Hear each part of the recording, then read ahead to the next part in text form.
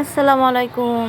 চলেন আজকে একটা ভিডিও দেখাই। আমরা যে গত শুক্রবারে ফুড ক্লাবে দাওয়াত খেতে গেছিলাম সেই ভিডিও। তো আমাদের খাবার আসার আগে আমরা একটু ফটো সেশন করে ফেলেছি। তারপরে খাবার টেবিলে গেছি। খাবার টেবিলে যাই বসে থেকে একটু লেট এদের খাবার দিতে এসে। তো আমরা বসে আছি, আমাদেরকে এখনো প্লেট কিছু দেয় নাই, শুধু ওই যে পানি দিয়েছে আর মোজো দিয়েছে একটা।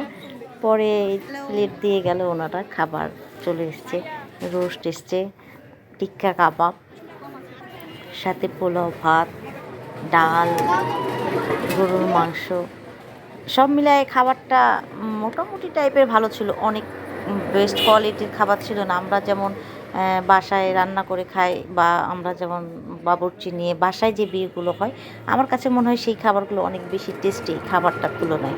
এই খাবারের শুধু সব থেকে ভালো রান্নাটা ছিল আমার কাছে ওই টিক্কাটা লাগছে, এবং সর্বশেষে দই দিয়েছে। চাপাই দই না দিয়ে হয়? চাপাই মানুষের এটা ঐতিহ্য যে দই খাওয়ানো খাবার শেষে, সে যত দামি হোক দই দেওয়াই লাগবে। পরে যে দইটা খাচ্ছি, দই তো আমাদের চাঁপাইনবাবগঞ্জে সত্যই অনেক সুন্দর এবং অনেক মজা খেতে। আর আমি দই খেতে অনেক ভালোবাসি। একদম প্লেট পরিষ্কার করে খেয়েছি।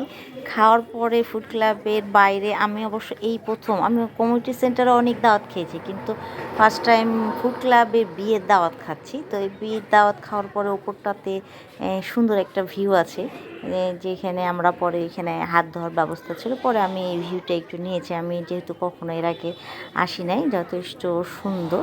তো সবার নিচ্ছি, এটা আমার ননদ। হ্যালো সুন্দরী, খাওয়া কি হইলো? হালকা করে খেয়েছো না পেট ভরে খেয়েছো, বেশি করে খেয়েছো?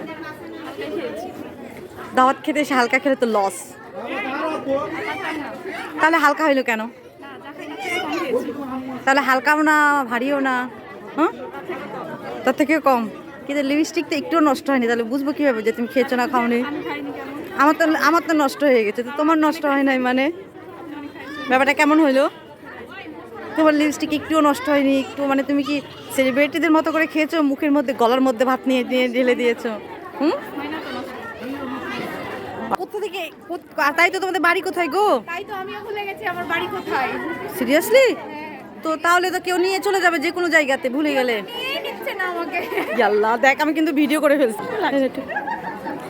আমু, আমু তুমি, তোমার লিপস্টিক নষ্ট হয়ে গেছে মানে তুমি অনেকগুলো খেয়েছো।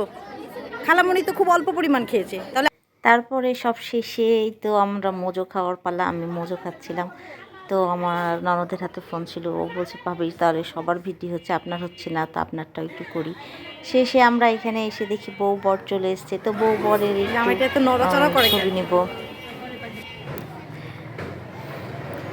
তো আসলে বিয়ের এখনকার দিনে সবথেকে বড় জিনিস হচ্ছে ফটোশ্যুট করা, যে কে কত সুন্দর করে ফটোশ্যুট করে। মনে হয় বিয়ের মেইন আকর্ষণ হচ্ছে ফটোশ্যুট করা।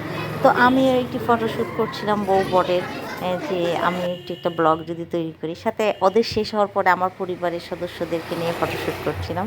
আলহামদুলিল্লাহ সব মিলিয়ে ভালোই লেগেছে।